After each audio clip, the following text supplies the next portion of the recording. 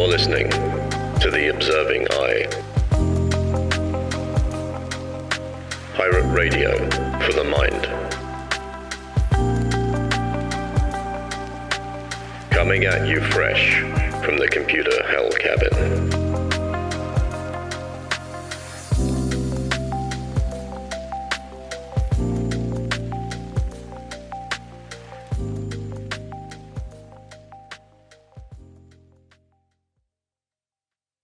Hello, you beautiful lot. It's Friday, the 23rd of August, 2024, and you're listening to episode 78 of The Observing Eye, coming at you live from the computer hell cabin. Every week we get psychological, philosophical, and all manner of introspective. I'm David, and this week we are diving into the world of one of the most influential and controversial figures in the history of psychology, Sigmund Freud. Freud is a name that almost everyone recognizes, even if they don't know much about psychology. He's been called the father of psychoanalysis, the man who brought the unconscious mind to the forefront of our understanding of human behaviour. His ideas about dreams, childhood development, and the structure of the mind have left an indelible mark, not just on psychology, but on our culture as a whole. In this episode, we're going to take a comprehensive look at Freud's life and work, but we're not just going to rehash the textbook basics. Instead, we're going to explore what made Freud such a towering figure in his time, how his theories were shaped by his personal experiences, and the intellectual environment of the late 19th and early 20th century Europe, and why his ideas continue to provoke debate even today. First, we'll start with Freud's background and personal history. Understanding where Freud came from, his upbringing in a Jewish family in Austria, his academic journey, and his early career as a neurologist helps us see how his theories were not just abstract ideas, but were deeply rooted in his life experiences. We'll explore how the cultural and social environment of Vienna influenced Freud's thinking, and how his relationships, particularly with his parents, played into the development of some of his most famous theories. Then, we'll move into the heart of Freud's contributions, his major psychological theories. We'll break down his model of the mind, where he introduces us to the id, the ego, and the superego, those three parts of our psyche that are constantly in conflict, shaping our behaviour in ways we often don't realise. We'll also discuss Freud's concept of the unconscious mind and how he believed it influences everything from our dreams to our everyday actions. In addition to this, we'll delve into Freud's theory of psychosexual development, which remains one of his most controversial ideas. Freud proposed that our early childhood experiences, especially those related to sexuality, have a profound impact on our adult personality. While some of his ideas have been critiqued or even dismissed by modern psychologists, the influence of his thinking on how we view childhood development cannot be overstated. We'll also take a look at defense mechanisms, those unconscious strategies we use to protect ourselves from anxiety and internal conflict. Freud identified several types of defense mechanisms, such as repression, denial, and projection, and we'll explore how these play out in our everyday lives and in a therapeutic setting. But no discussion of Freud would of course be complete without addressing the criticisms of his work. Freud's theories, while groundbreaking, have also been the subject of intense scrutiny and debate. Some argue that his work lacks empirical evidence and is more speculative than scientific. Others point out that his views on women and sexuality reflect the biases of his time rather than the universal truths about human nature. We'll explore these critiques and consider how Freud's work has been reassessed by later generations of psychologists and scholars. By the end of this episode, I hope you'll have a deeper appreciation for Freud, not just as the figure often caricatured in pop culture, but as a complex thinker who was trying to grapple with some of the most fundamental questions about what it means to be human. So whether you're a seasoned psychology enthusiast or just curious about what all the fuss is about when it comes to Freud, stay tuned as we dive into the life, theories, and legacy of Sigmund Freud. Let's get started.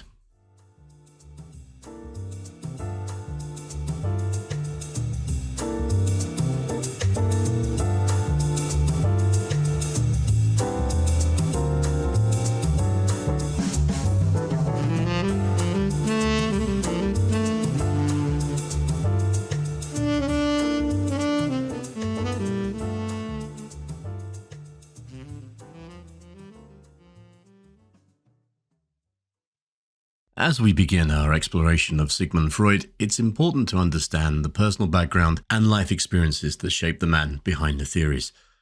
Freud's ideas didn't just spring from academic study alone. They were deeply influenced by his upbringing, his family, and the cultural environment of his time. To fully appreciate his work, we need to look back at where he came from and the path that led him to become one of the most influential thinkers in psychology. Sigmund Freud was born on May 6, 1856, in a small town called Freiburg in Moravia, which was then part of the Austrian Empire and is now in the Czech Republic. His birth name was Sigmund Shlomo Freud, a reflection of his Jewish heritage. Freud's family was not particularly wealthy, and like many Jewish families in Europe at the time, they lived in a society where they faced both economic challenges and social discrimination. Freud's father, Jakob Freud, was a wool merchant, a profession that did not always guarantee financial stability. Jakob was a well-read and intellectually inclined man, but his business ventures were often unsuccessful, leading to frequent relocations in search of better opportunities. Jakob was 40 years old when Sigmund was born, and he had been previously married, with 2 sons from his first marriage. This meant that young Freud grew up with half-brothers who were significantly older than him, creating a somewhat complex family dynamic. Freud's mother, Amalia Nathanson Freud, was 20 years younger than Jakob and was his 3rd wife. Amalia was known to be an energetic and attractive woman, and she had a close, almost doting relationship with Sigmund, her firstborn child. Freud later reflected on his relationship with his mother as one of profound affection and influence, often referring to himself as his mother's golden Siggy. This intense maternal bond would later play a crucial role in the development of some of Freud's most famous theories, particularly the Oedipus complex. When Freud was just 4 years old, the family moved to Vienna, the city that would become the epicenter of Freud's life and work. Vienna in the late 19th century was a vibrant, culturally rich metropolis, but it was also a city marked by significant anti-Semitism and social stratification. Despite these challenges, the city offered a fertile ground for intellectual growth, and Freud's early experiences here were instrumental in shaping his academic and professional trajectory. From a young age, Freud demonstrated exceptional intellectual abilities. He was a voracious reader with a particular interest in history, literature, and languages. Freud's early education was rigorous, and he excelled in school, particularly in the study of languages. By the time he was a teenager, Freud was fluent in several languages, including German, French, Italian, Spanish, English, Hebrew, Greek, and Latin. I'm lucky if I can get away with speaking English. This linguistic skill allowed him to access a wide range of literature and scientific texts, which later informed his theoretical work. In 1873, at the age of 17, Freud entered the University of Vienna to study medicine. His decision to pursue medicine was driven partly by his intellectual curiosity about the human body and mind, and partly by practical considerations.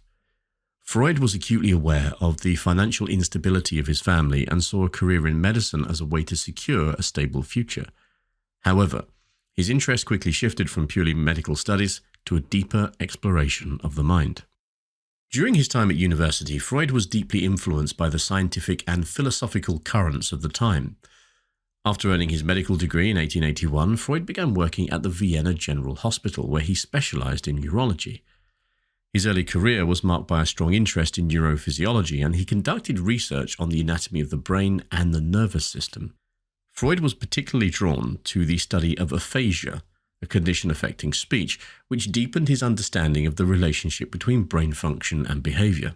However, it was Freud's encounter with the work of Jean-Martin Charcot, a prominent French neurologist, that would significantly alter the course of his career. In 1885, Freud received a fellowship to study in Paris under Charcot at the Salpêtrière Hospital, I hope I haven't butchered that, where Charcot was conducting pioneering work on hysteria and hypnosis. Charcot's belief that psychological factors could influence physical symptoms fascinated Freud and convinced him that the mind had a far more complex and powerful influence on the body than was previously understood. Freud's time in Paris was a turning point. He returned to Vienna with a deep interest in the psychological aspects of neurology and began to explore the connections between the mind, mental illness, and behavior. This interest led him to collaborate with Joseph Breuer, another physician who was exploring similar ideas. Together, they worked on what became known as the talking cure, a precursor to psychoanalysis. This method involved encouraging patients to talk freely about their symptoms and experiences, with the belief that bringing unconscious thoughts and feelings to consciousness could alleviate psychological distress. One of their most famous cases was that of Anna O., a young woman suffering from what was then termed hysteria. Through their work with Anna O., Freud and Breuer observed that her symptoms diminished when she was able to recall and express repressed memories and emotions. This case study was crucial in the development of Freud's theory of the unconscious mind and the idea that repressed memories could manifest as physical symptoms. In 1886, Freud established his private practice in Vienna, where he began to apply and refine his theories. It was during this period that Freud developed many of the concepts that would later define psychoanalysis, including free association, dream analysis, and the significance of early childhood experiences. Freud's practice grew, and he began to attract a group of followers who were intrigued by his ideas. This group, which included figures like Carl Jung and Alfred Adler, would eventually form the core of the Vienna Psychoanalytic Society, a hub of intellectual and theoretical development. Freud's personal life was also evolving during this time. In 1886, he married Martha Bernays, the granddaughter of a prominent rabbi, and the couple went on to have 6 children. Freud was deeply committed to his family, though his relationships with his children, particularly his daughter Anna Freud, who would become a renowned psychoanalyst herself, were complex and deeply intertwined with his professional work. Throughout his life, Freud faced numerous challenges, including financial difficulties, health problems, and the growing anti-Semitism in Vienna. Despite these obstacles, he remained dedicated to his work, continuing to write, teach, and develop his theories until his death in 1939. His personal experiences, marked by struggle, perseverance, and intellectual curiosity, were integral to the development of his ideas and his enduring influence on psychology. Freud's personal background provides us with a valuable insight into the origins of his theories. His experiences, both personal and professional, were deeply intertwined with his intellectual journey. In our next segment, we'll dive into the major psychological theories that Freud developed throughout his career. We'll explore the model of the mind, his views on the unconscious, and how he believed our childhood experiences shape who we become. Stay tuned as we unravel the complex theories of Sigmund Freud. And now, a word from our sponsor.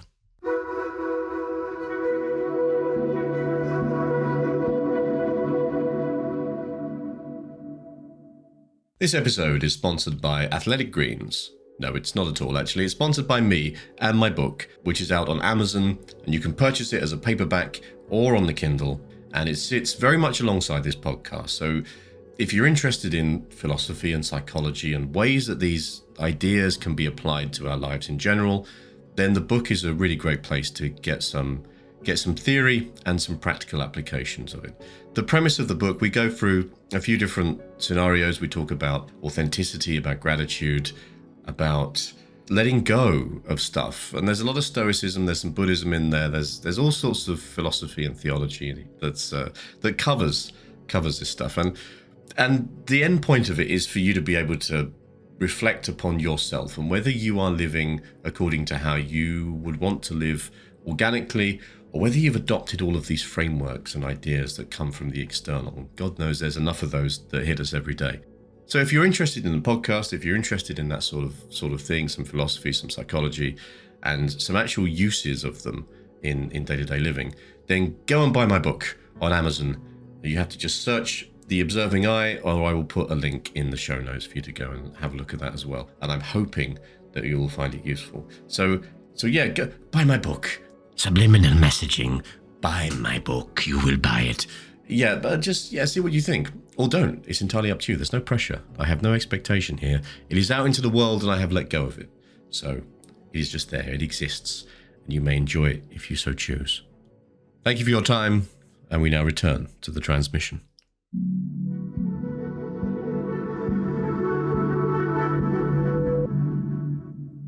Now that we've explored the personal background of Sigmund Freud and how his life experiences influence his work, it's time to dive into the core of his intellectual contributions. Freud's theories revolutionized our understanding of the mind, introducing concepts that continue to be foundational in psychology. In this segment, we'll cover some of his most influential ideas: the unconscious mind, psychoanalysis, defense mechanisms, and the Oedipus complex. Each of these concepts offers a unique insight into how Freud viewed the human psyche and human behaviour. So let's start with one of Freud's most groundbreaking ideas, which was his views on the unconscious mind. Freud's concept of the unconscious mind is perhaps the most significant contribution to psychology that he made. Before Freud, the dominant view in psychology and philosophy was that human behaviour was largely governed by conscious thought. People believed that we were fully aware of our thoughts, motives, and actions. Freud, however, challenged this notion by proposing that much of our behaviour is actually driven by unconscious forces, thoughts, memories and desires that lie beneath the surface of our conscious awareness. Freud likened the mind to an iceberg. The small visible tip of the iceberg represents the conscious mind, where our active thoughts and perceptions reside. This is the part of the mind that we are aware of, the thoughts we can articulate, the memories we can recall, and the desires we can recognise. However, beneath the surface lies the vast bulk of the iceberg, representing the unconscious mind. This is where Freud believed the majority of our mental life takes place, and it's filled with thoughts and feelings that are not accessible to our conscious mind. According to Freud, the unconscious mind is a reservoir of repressed desires, fears, and memories, particularly those that are socially unacceptable or anxiety-inducing. These repressed elements don't just disappear, instead they influence our behaviour in subtle and often indirect ways. For instance, you might find yourself feeling inexplicably anxious in certain situations, or you might act in ways that don't seem to make sense. Freud would argue that these behaviours are driven by unconscious conflicts or desires that are struggling to find expression. One of the key methods Freud developed to explore the unconscious mind was dream analysis. He famously described dreams as the royal road to the unconscious, believing that they offer a direct insight into our deepest desires and fears. In his seminal work, The Interpretation of Dreams, Freud argued that dreams are a form of wish fulfillment. He suggested that during sleep, the conscious mind's defenses are lowered, allowing repressed desires to surface in the form of dreams. However, because these desires are often disturbing or socially unacceptable, the mind disguises them in symbolic form. Freud distinguished between the manifest content of a dream, which is the dream as we remember it, and the latent content, which is the hidden psychological meaning behind the dream. For example, dreaming about climbing a staircase might on the surface seem trivial, but Freud might interpret it as a symbol of ambition or sexual desire, because we all know how sexual stairs are. Freud's emphasis on the unconscious mind led him to develop a revolutionary therapeutic technique, and that's the one that we've all probably heard of, psychoanalysis. Psychoanalysis is perhaps Freud's most enduring legacy. It's a method of therapy designed to explore the unconscious mind, bringing repressed thoughts and feelings to consciousness so they can be addressed and resolved. Freud believed that many psychological disorders, what we might now call neuroses, stem from unresolved conflicts in the unconscious mind. By making these conflicts conscious, Freud argued patients could gain insight into their behavior and begin the process of healing. The core of psychoanalysis is the concept of free association. In a typical psychoanalytic session, the patient lies on a couch and is encouraged to speak freely about whatever comes to mind, without censorship or judgment.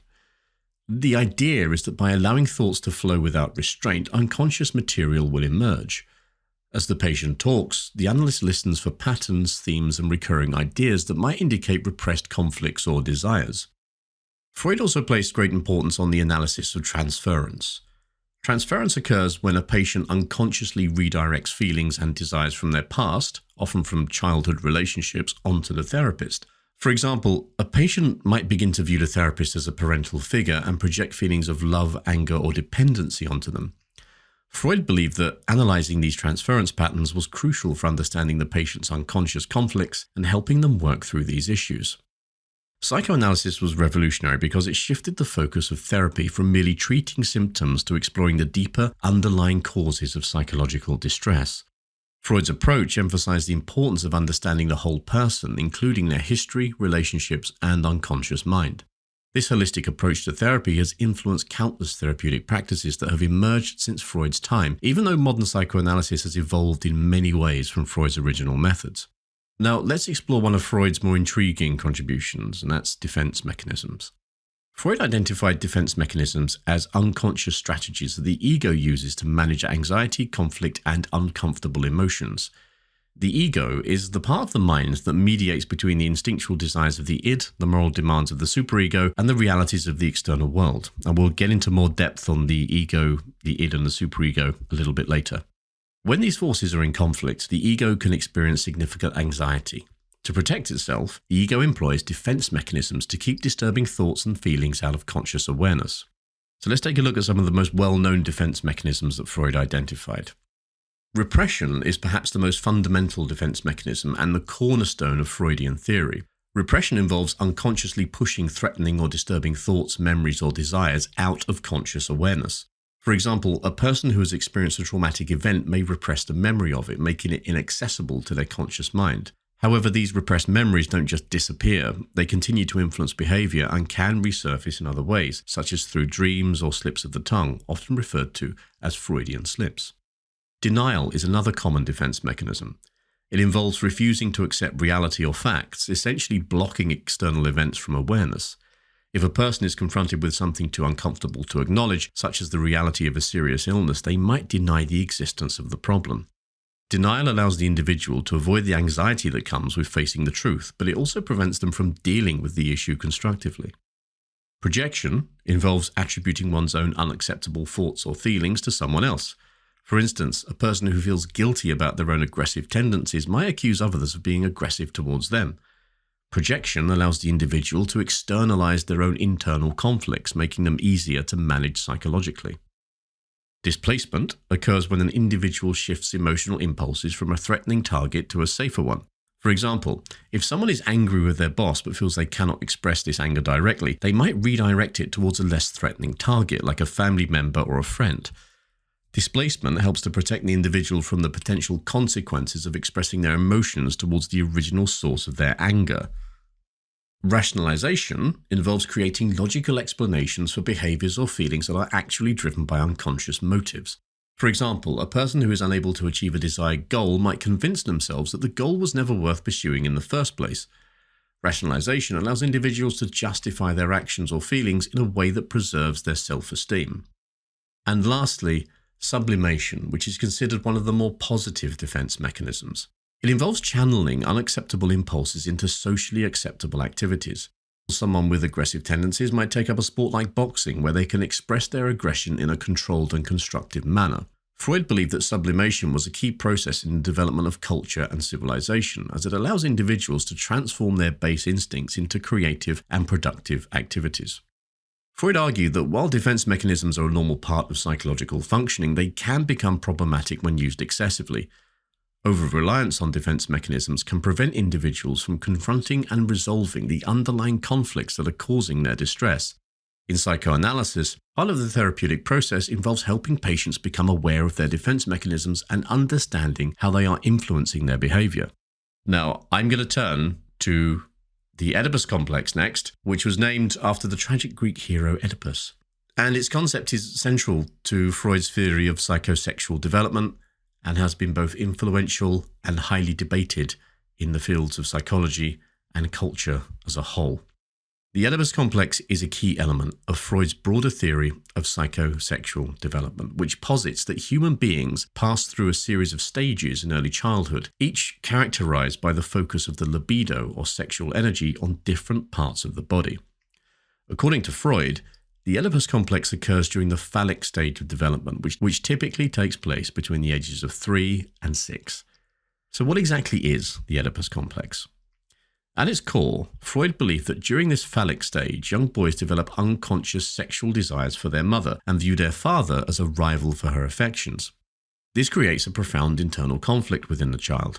On one hand, the boy has a deep affection for his mother, which Freud described as a kind of infantile love that is tinged with sexual feelings.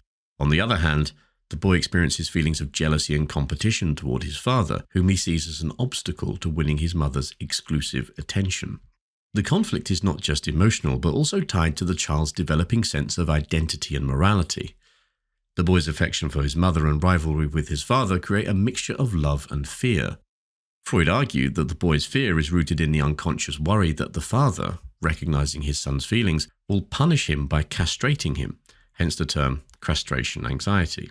This anxiety is a critical part of the Oedipus complex, according to Freud, because it eventually leads the boy to repress his desires for his mother and identify with his father instead. Now, let's break this down a bit more. Freud suggested that this process of identification with the father is crucial for the resolution of the Oedipus complex and the development of a healthy adult personality. When the boy represses his sexual desires for his mother and begins to identify with his father, he internalizes the values, norms, and moral standards that his father represents. This identification with the father helps the boy to develop a sense of morality and to understand social rules and expectations, which Freud believed were encapsulated in the formation of the superego, the part of the psyche responsible for internalizing societal rules and acting as a moral conscience. Freud believed that the successful resolution of the Oedipus complex leads to the development of a stable and well-adjusted adult personality. The boy learns to navigate his conflicting emotions and to integrate them into a more mature understanding of relationships and social roles. However, if the Oedipus complex is not resolved successfully, if, for example, the boy continues to harbour unconscious desires for his mother or feelings of hostility towards his father, Freud believed that this could lead to psychological problems in adulthood. These problems might manifest as difficulties in relationships, issues with authority figures, or unresolved feelings of guilt and anxiety. I have issues with authority figures. I wonder if I've resolved my Oedipus complex. Maybe that's the topic for another episode. But what about girls? Freud proposed a parallel concept for girls known as the Electra complex, although he didn't develop this theory as fully as the Oedipus complex. In the Electra complex, a young girl develops unconscious sexual desires for her father and sees her mother as a rival. However, Freud believed that the dynamics of the Electra complex were somewhat different from those of the Oedipus complex. According to Freud, girls experience something he called penis envy. Don't unsubscribe yet, I'm just telling you what Freud said. The realization that they lack the male genitalia and the unconscious belief that they have been somehow deprived of it. Freud theorized that this realization leads girls to turn their affection toward their father, whom they see as a figure who possesses what they lack. However, just like in the Oedipus complex, the girl eventually represses her desires and identifies with her mother, leading to the development of her own superego. It's important to note that, I'm telling you this is Freud's theory as it was back in the late 1800s. So obviously, things have changed significantly, thankfully. Now, so I want to say that it's important to note that Freud's theories about the Oedipus and Electra complexes, particularly the concept of penis envy, have been widely criticized, rightly so, especially by feminist scholars. Many argue that Freud's ideas reflect the gender biases of his time, which I agree with, and that they oversimplify the complexities of gender identity and development, which I also agree with.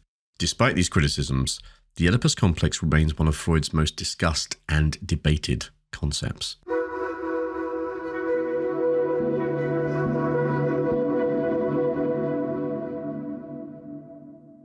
As we continue the exploration of Freud's ideas, we're going to get into his thoughts around the structure of the human psyche. So Freud proposed that the mind is composed of three distinct yet interrelated parts: the id, the ego, and the superego.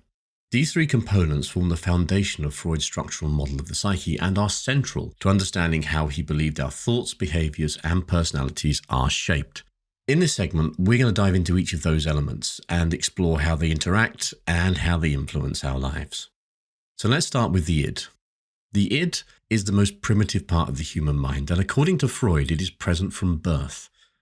The id operates entirely within the unconscious mind and is driven by the basic instinctual desires and impulses that are essential for survival.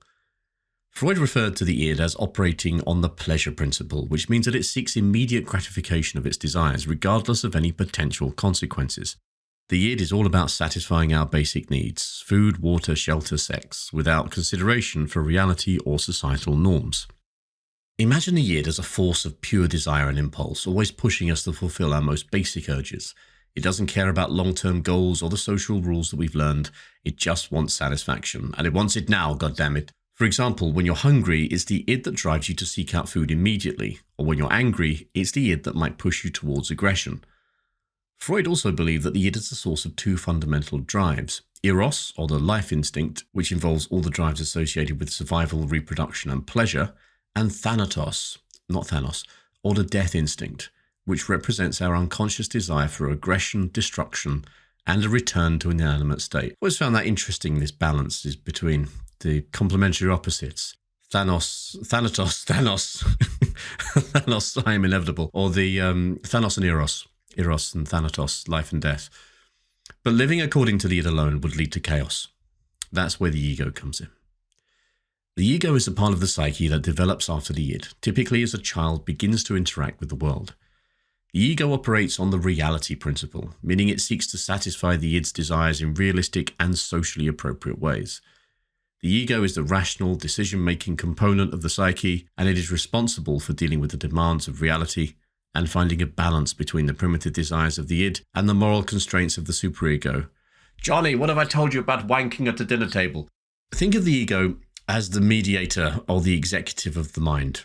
Its job is to find compromises between the id's relentless drive for pleasure and the practicalities of the real world. For example, if you're hungry and you see someone else's lunch, the id might push you to grab it and eat it right away. But the ego steps in here and considers the consequences, realizing that taking someone else's food could very well lead to conflict, social disapproval, or other negative outcomes.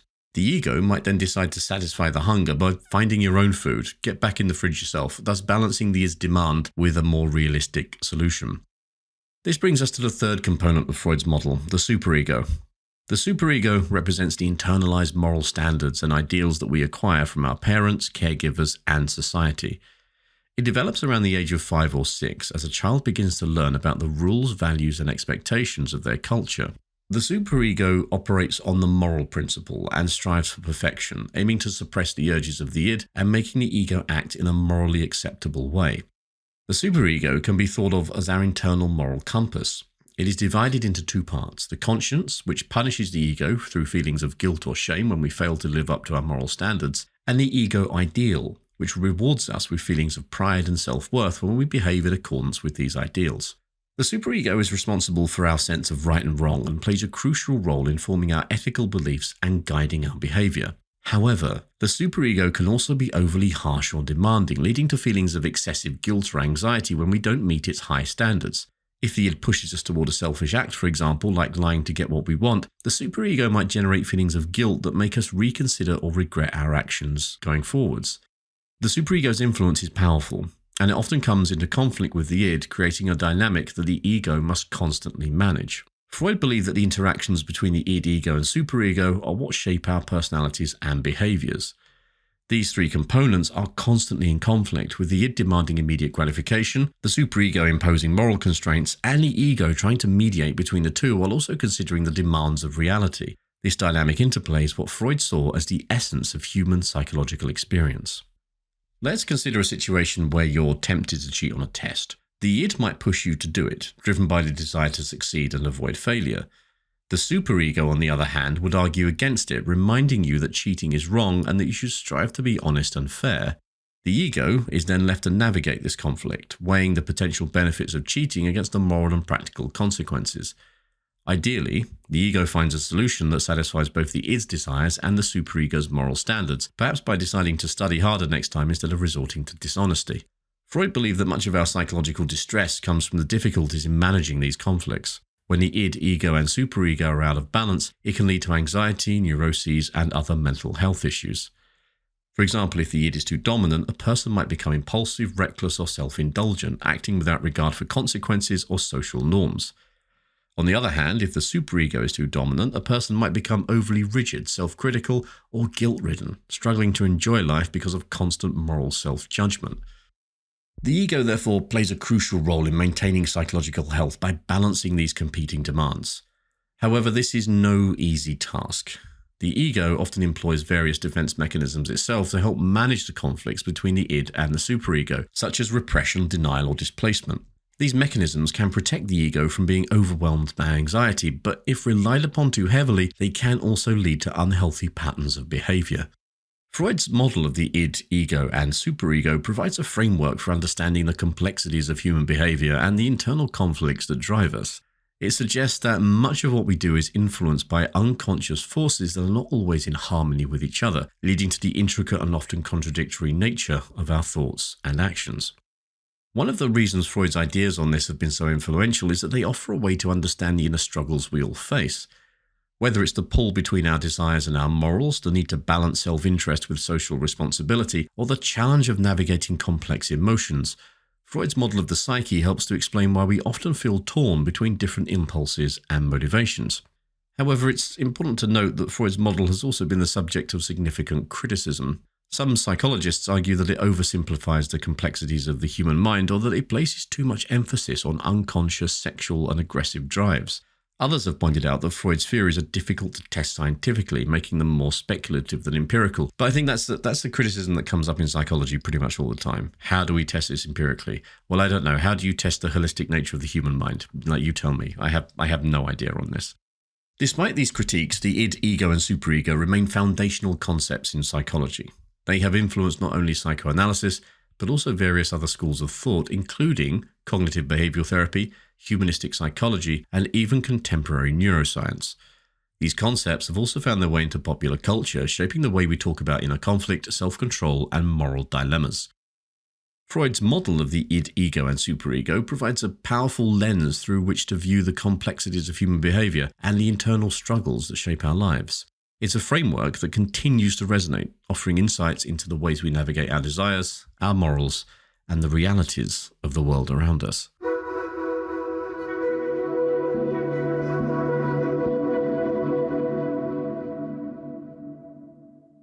In this section, we'll explore the key influences on Freud as he developed his theories, from the scientific ideas of the late 19th century to the philosophical traditions that permeated through his work. Let's start with the scientific context in which Freud was working.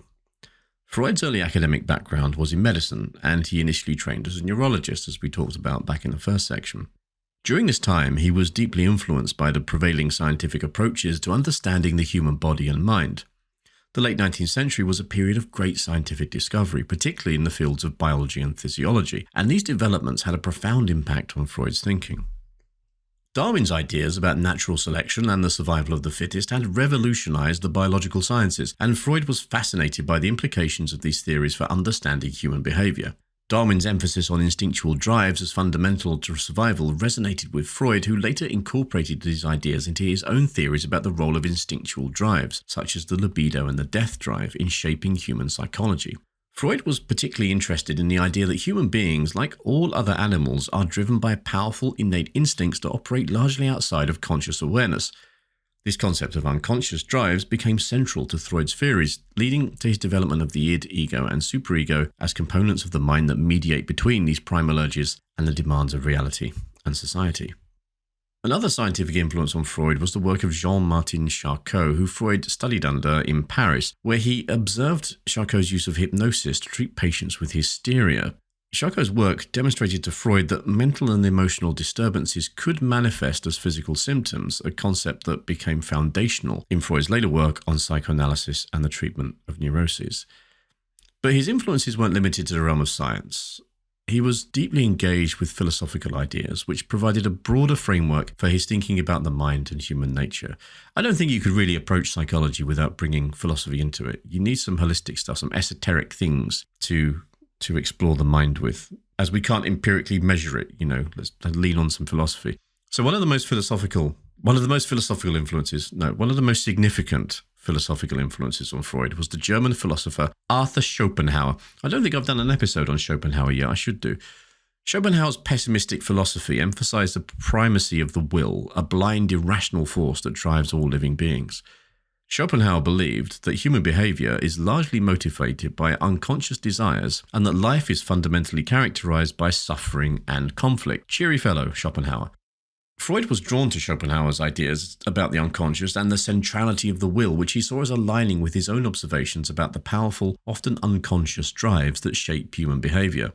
Schopenhauer's view of the will as a force that operates beyond the control of reason and consciousness really sunk in with Freud when he was developing his theories about the id and the unconscious mind. Freud's concept of the death drive, Thanatos, not Thanos, which he introduced later in his career, also bears a strong resemblance to Schopenhauer's belief that all life is ultimately driven by a desire to return to a state of non-existence. What was that? I've gone off on a tangent. Who was that woman that created the blood testing kit and then she got sued because none of them worked? Was that Thanatos? What did she call her company? Someone help me out in the comments. It's not Thanatos, but it sounds like it. I digress. Let's get back to philosophy. So another key philosophical influence on Freud was Friedrich Nietzsche, who I am a big fan of, as you're probably aware. Although Freud was not directly exposed to Nietzsche's work during his early years, although they existed in the same time, the similarities between their ideas are striking, and Freud later acknowledged Nietzsche's influence on his thinking. Nietzsche's concept of the will to power as a fundamental driving force in human life and his exploration of the darker aspects of human nature, such as aggression and the desire for domination, paralleled Freud's own theories about the unconscious drives that motivate behavior. We have an episode on Nietzsche, which was a little while ago, but if you scroll back through the episode list, you'll see there's a whole episode talking about Nietzsche and the will to power, and Yeah, I'm big fan of his ideas. Some of his ideas around, growth and ownership and accountability, not eugenics. Although that was twisted anyway. That was more of his sister. If you know anything about Nietzsche, like Nietzsche's writings, Nietzsche died of syphilis, and his sister took his works and then she published a lot of them some of them after he died. And it kind of got a bit twisted. It got a bit twisted into this idea of eugenics, which is not really where he was coming from. It just kind of got misconstrued and turned into something else. So just bear that in mind with Nietzsche. So Nietzsche's critique, I'm back on the script now, Nietzsche's critique of traditional morality and his exploration of the ways in which societal norms repress natural instincts also influenced Freud's thinking about the superego and the internalization of societal rules. Like Nietzsche, Freud was concerned with the ways in which civilization imposes constraints on individuals, often leading to internal conflict and psychological distress. Freud was also influenced by the philosophy of the Enlightenment, particularly the ideas of the French philosophies and the Age of Reason. The Enlightenment emphasized the power of reason, the importance of empirical observation, and the belief in progress through knowledge. While Freud shared the Enlightenment's commitment to scientific inquiry, his work also represented a challenge to its more optimistic assumptions about human nature. Freud's exploration of the unconscious mind revealed the limitations of reason and conscious thought, suggesting that much of human behavior is driven by forces beyond rational control. This idea was, in many ways, a counterpoint to the Enlightenment belief in the supremacy of reason, highlighting the complexity and unpredictability of the human psyche. Freud's theories introduced a more nuanced view of human nature, one that acknowledged both the power of rational thought and the influence of unconscious drives. In addition to these philosophical influences, Freud's work was shaped by the cultural and intellectual environment of Vienna at the turn of the 20th century. Vienna was a hub of intellectual and artistic activity, home to figures such as Gustav Klimt, Egon Schiele, and Ludwig Wittgenstein. The city's vibrant cultural scene provided Freud with a rich source of inspiration and intellectual stimulation. Vienna was also a city marked by significant social and political tensions, including rising anti-Semitism and the challenges of modernity. Freud, who was Jewish, was acutely aware of these tensions, and they influenced his thinking about the role of repression, both in the individual psyche and in society at large. The social constraints and moral codes of fin de siècle Vienna, particularly around issues of sexuality, played a significant role in shaping Freud's theories about repression and the unconscious. Freud's work was also influenced by his exposure to literature and art. He was an avid reader of classical literature, including the works of Sophocles, Shakespeare, and Goethe, whose explorations of human nature, conflict, and tragedy resonated with Freud's own interests. The Greek myth of Oedipus, for example, provided Freud with a powerful metaphor for his theories about childhood development and the unconscious conflicts that shape adult behavior. Freud's concept of the Oedipus complex was directly inspired by Sophocles' tragedy, in which Oedipus unknowingly kills his father and marries his mother, a narrative that Freud saw as emblematic of the unconscious desires and fears that he believed were universal.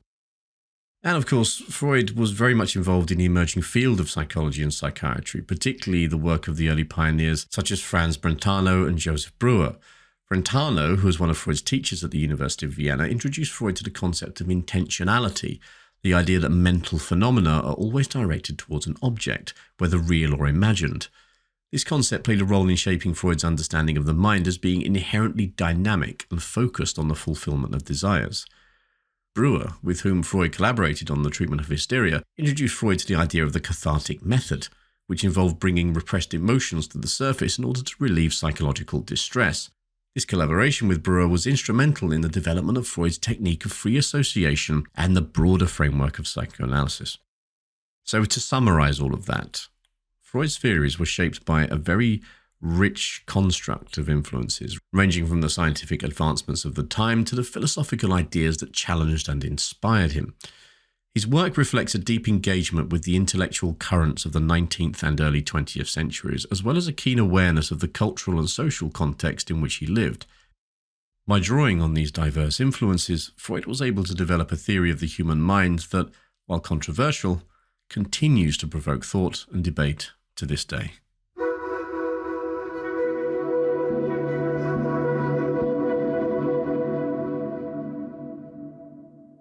Freud's theories have left an indelible mark on psychology, but as with any groundbreaking work, his ideas have also faced significant criticism over the years. In this segment, we're going to take a closer look at some of the major criticisms that have been levelled against Freud, examining both the scientific and cultural challenges to his theories, as well as the ethical concerns that have been raised about his methods. So let's begin with one of the most persistent criticisms of Freud's work, which is the question of its scientific validity. Freud developed many of his theories based on his clinical observations and case studies rather than through controlled scientific experiments. This approach has led to accusations that Freud's theories are not scientifically rigorous. Critics argue that Freud's concepts, such as the unconscious mind, the Oedipus complex, and defense mechanisms, are inherently difficult to measure or test empirically. For example, Freud's idea of the unconscious mind as a reservoir of repressed desires and memories is a central tenet of his theory. But because the unconscious by definition operates outside of conscious awareness, it is challenging to directly observe or quantify. As a result, some psychologists have questioned whether the unconscious mind as Freud conceived it can truly be considered a scientific concept, or whether it's more of a metaphorical construct.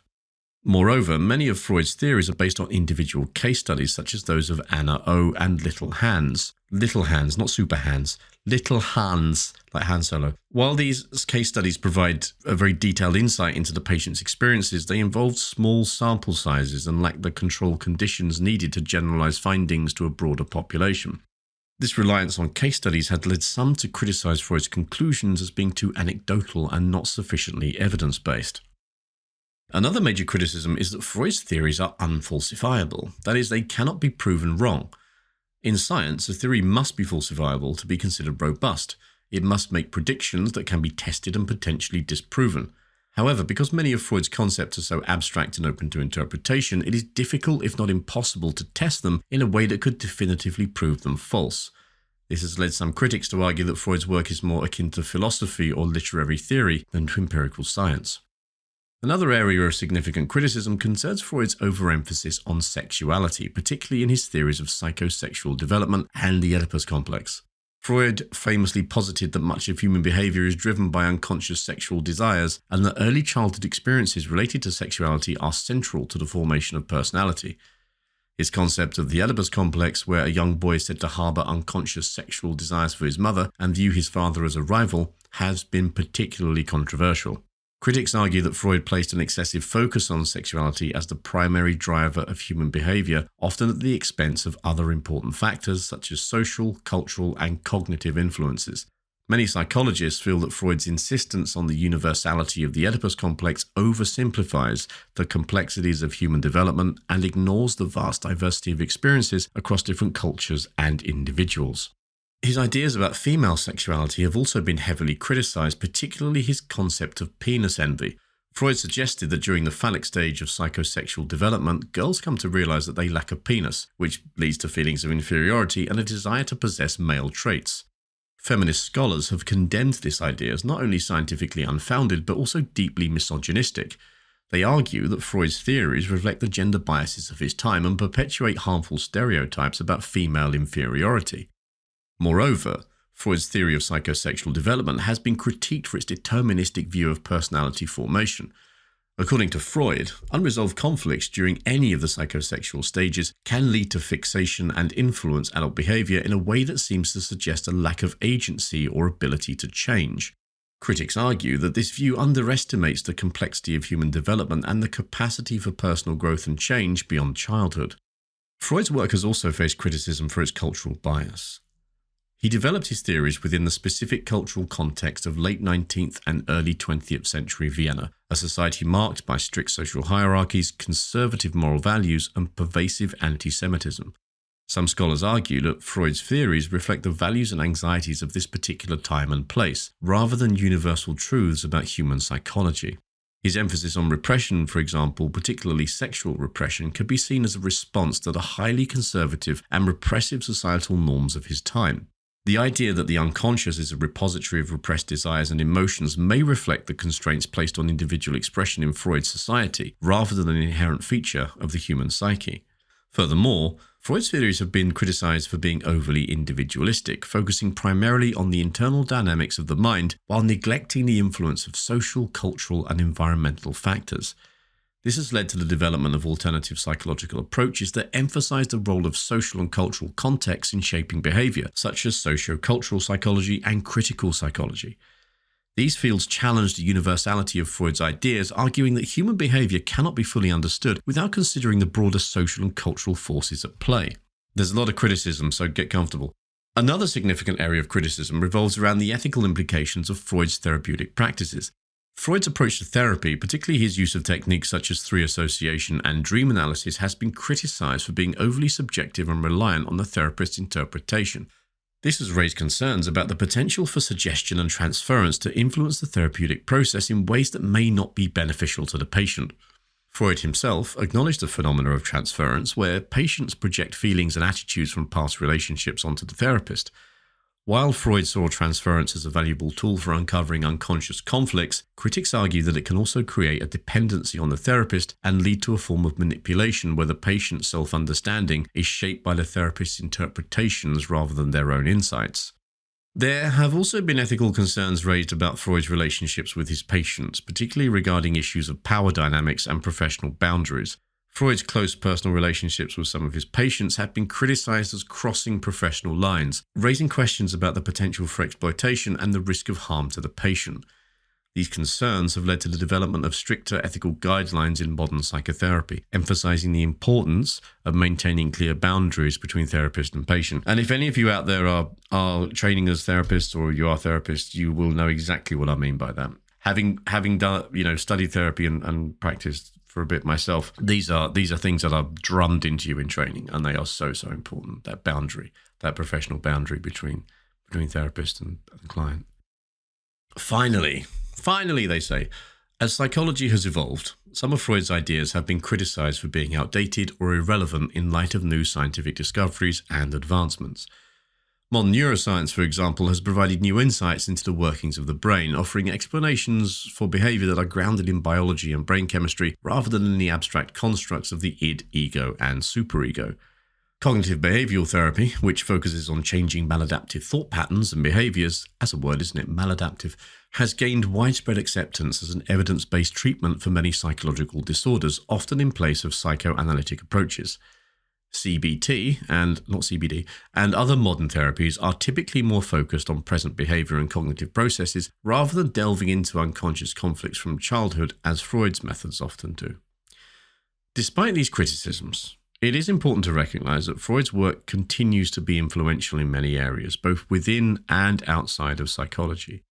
His ideas have shaped the way we think about the mind, relationships, and the unconscious, and they have inspired countless other theories and therapeutic approaches. However, the critiques of Freud's work remind us that even the most influential ideas must be critically examined, and that the field of psychology, like all sciences, evolves as new evidence and perspectives emerge.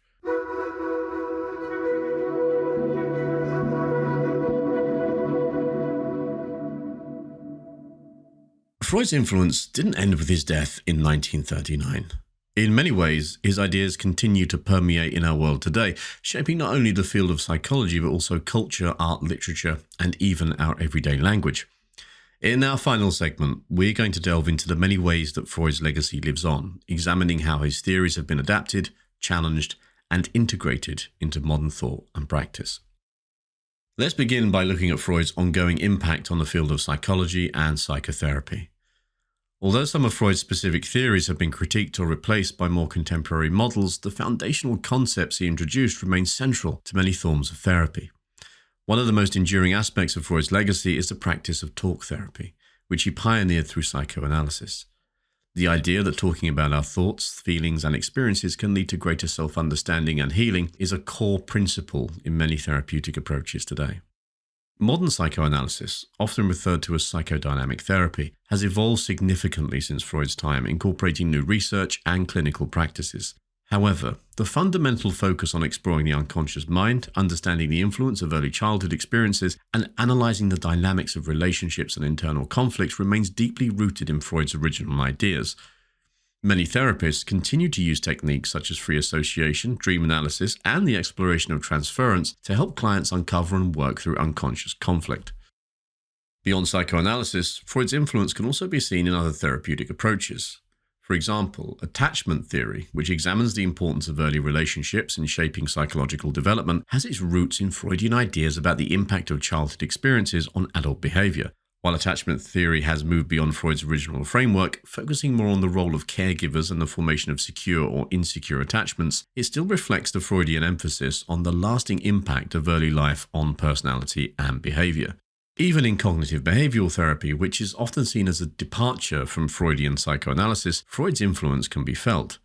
While CBT is more focused on the here and now, addressing maladaptive thought patterns and behaviours directly, it still acknowledges the role of underlying cognitive and emotional processes, concepts that can be traced back to Freud's exploration of the unconscious mind and defence mechanism. His ideas have also profoundly shaped literature, art and film, providing a very rich source of inspiration for artists, writers and filmmakers seeking to explore the complexities of the human psyche. Freud's concepts have become key themes in countless works of fiction, from classic novels to contemporary movies. In literature, Freud's ideas have influenced authors such as James Joyce, Virginia Woolf and Franz Kafka, whose works often delve into the inner workings of the mind, exploring theories of identity, memory and the unconscious. For instance, Kafka's The Metamorphosis, with its exploration of alienation and the fragmented self, can be seen as resonating with Freudian themes of anxiety, repression and the struggle between the id, ego and superego. In film, Freud's influence is equally pervasive. Directors like Alfred Hitchcock and David Lynch have drawn heavily on Freudian concepts in their exploration of dreams, desire, and the darker aspects of the human psyche. Hitchcock's Psycho, with its portrayal of repressed desires and split personality, is a textbook example of Freudian themes in cinema.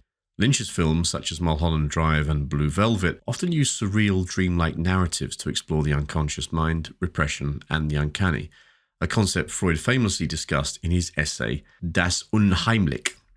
Freud's ideas have also found their way into popular culture and everyday language. Terms like Freudian slip, repression, and Oedipus complex have entered the common vocabulary, often used to describe behaviours or feelings that seem to reveal deeper, unconscious motivations. Although I haven't heard people accuse anyone of being or having an Oedipus complex of late, so I'm hoping that's quietened down a little bit. The concept of a Freudian slip, for example, is often invoked when someone says something accidentally that seems to reveal a hidden truth or desire, reflecting Freud's belief that even now seemingly random or unintentional actions are influenced by unconscious forces. In addition to his influence on culture and therapy, Freud's work has also had a lasting impact on theoretical and philosophical thought. His ideas about the unconscious mind, the dynamics of human desire, and the role of repression have been integrated into a wide range of intellectual disciplines, from philosophy and sociology to feminist theory and critical theory. One of the most significant areas where Freud's influence can be seen is in post-structuralist and psychoanalytic theory. Thinkers like Jacques Lacan, Julia Kristeva, and Slavoj Žižek have built on Freud's ideas, using psychoanalytic concepts to explore issues of language, identity, and power. Lacan, for example, reinterpreted Freud's theories through the lens of structural linguistics, arguing that the unconscious is structured like a language and that our desires are shaped by the symbolic order of language and culture. Kristeva expanded on Freud's ideas in her work on abjection and the maternal, exploring how the boundaries of the self are formed and maintained through processes of exclusion and repression. Zizek, a contemporary philosopher and cultural critic, uses Freudian and Lacanian theory to analyse ideology, politics and popular culture, arguing that the unconscious continues to play a crucial role in shaping our social and political lives. And while many feminist scholars have critiqued Freud for his views on women and sexuality, others have used his concepts to explore the ways in which gender and power are constructed and maintained in society. Lucia Irigaray and Helen Cixous, for example, have drawn on Freudian and Lacanian psychoanalysis to challenge traditional notions of gender and to develop new ways of thinking about female identity and desire. Finally, Freud's influence is evident in the way we think about mental health and wellness in everyday life. The idea that self-awareness and self-exploration can lead to personal growth and healing is a central tenet of many contemporary approaches to mental health. Practices such as journaling, mindfulness, and even the popularization of therapy itself can be traced back to Freud's belief in the importance of understanding the unconscious mind and the role of introspection in achieving psychological well-being. In popular culture, the portrayal of therapy and the exploration of mental health themes in television, film, and literature often draw on Freudian concepts, reflecting a continued interest in the complexities of the human mind. Whether through the depiction of characters in therapy, the exploration of family dynamics, or the investigation of repressed memories and dreams, Freud's ideas remain a powerful tool for storytelling and for understanding the human experience. His influence is vast and far-reaching, extending beyond the confines of psychology into art, culture, philosophy, and our everyday lives. His ideas continue to shape the way we think about the mind, identity, and human behaviour, and they remain a source of inspiration, debate, and discovery. While Freud's work has been critiqued and reinterpreted over the years, his legacy as one of the most influential thinkers of the modern era is undeniable.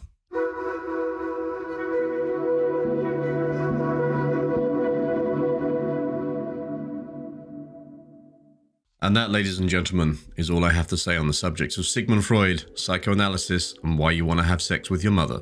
So what can we take away from our deep dive into the world of Sigmund Freud? First and foremost, we can appreciate the impact of his work on the way we understand ourselves and others. Freud's theories encourage us to look beneath the surface, to consider the unconscious forces that drive our thoughts and behaviours, and to recognise the complexity of the human experience. They remind us that our experiences, particularly those from childhood, play a significant role in shaping who we are, and that self-awareness and introspection are key to personal growth and healing.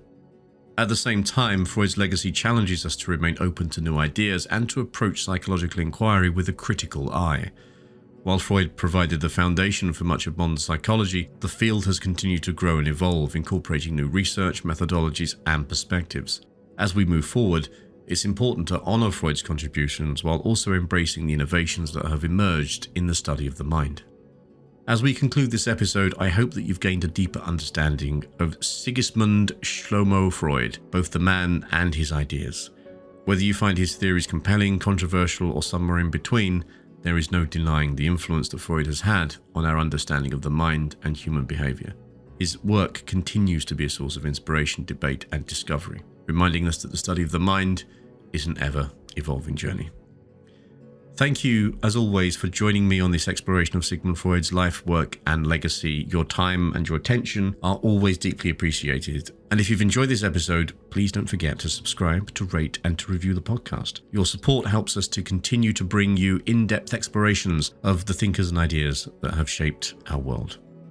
As always, if anything in this episode has resonated with you in any way, then I'd love to hear from you. I still haven't recorded this as a soundbite. I do it every episode. I record a new one at the end every time. You can share your stories via Patreon at patreon.com/theobservingeye, which is our new home, or on social media.